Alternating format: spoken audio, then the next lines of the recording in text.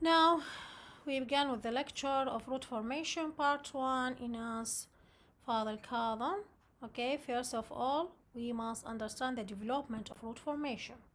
The development begins after the enamel and dentin formation has reached the future of cement-enamel junction.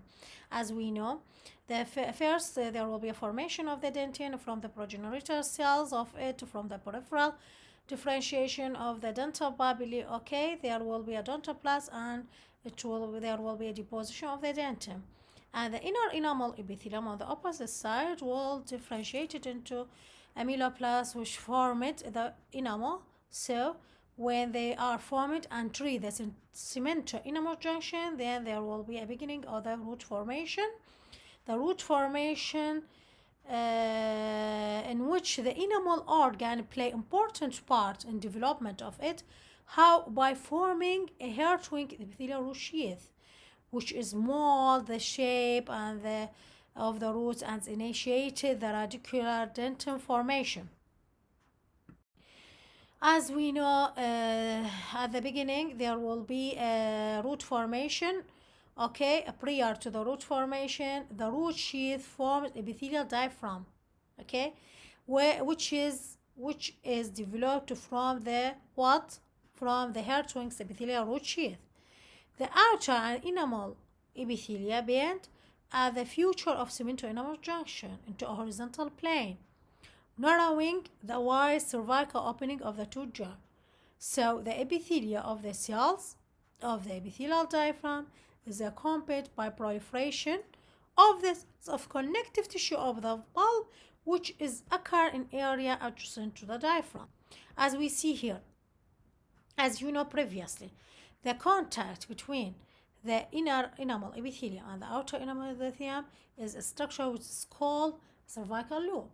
From the cervical, there will be a proliferation of the cells toward the radicular, okay, the radicular area, okay, of the bulb, and this is this formation lead to the formation of a strand of the cells, which is called hair twins epithelial root sheath. This hair twin epithelial root sheath later on proliferated into what epithelial diaphragm, which is bent into the area of the connective tissue in 45 degree. Okay, and this is important in the root formation. This is the area of the crown and this is the area of the root. These are the bulb tissue. Okay, and this is the odontoblast, dentin deposition, amyloblast, and the white area or white stratum, which is the enamel space. Okay, and then there will be epithelial root sheath which formed the epithelial diaphragm. Okay, later on, after formation of the epithelial diaphragm, there will be a position and differentiation of the odontoblast. Okay, and formation of the dentin follow the lengthening of the root sheath. Okay, at the same time, the connective of the dental follicle here surrounded the root sheath proliferate and invade these the hair twins epithelial root sheath and now divided it into epithelial strand or network of epithelial strand. Okay, as a result, when the hair twin become strong, the epithelia moved away from the surface of the dentin. Okay, so that the connective tissue cells come in contact with the outer surface of the dentin, okay, of the root, and differentiated into what we call cementoplast. Cementoplast is the progenitor cells of cementum. Now there will be a position of the cementum on this area of the root dentin. In the last stage, the root development, okay, the proliferation of the epithelium and the diaphragm lags behind that of the bulbar tissue. Now here it will be lies what around or behind the connective tissue of the bulb. As a result, okay, this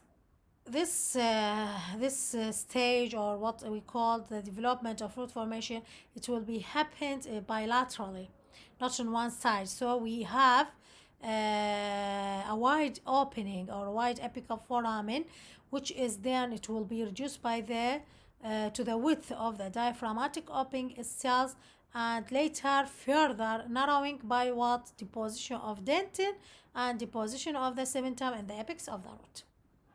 Okay, later, now we must know the formation of multi-root teeth.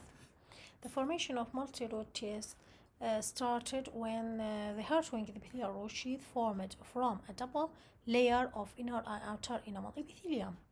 This sheath grows around the dental papillae, between the dental papillae and the dental follicle. As a result, there will be a differentiation growth of epithelial diaphragm in more teeth. This differentiates lead to the formation of a trunk into 2 or 3 roots.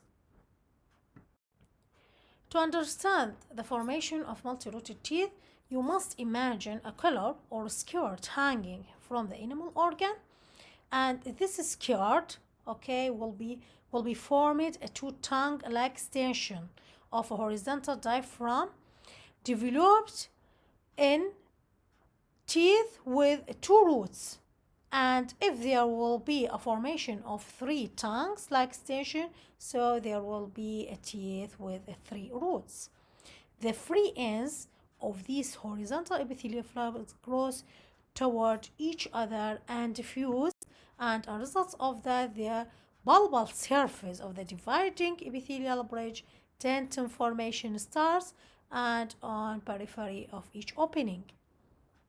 The root sheath determines whether a tooth has a single or multiple roots, in short or long, or is it curved or straight.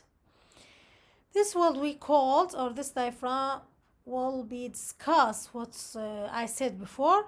Imagine this root trunk. Imagine it. It is the collar or the skirt that is hanging by the tooth germ or by the enamel organ.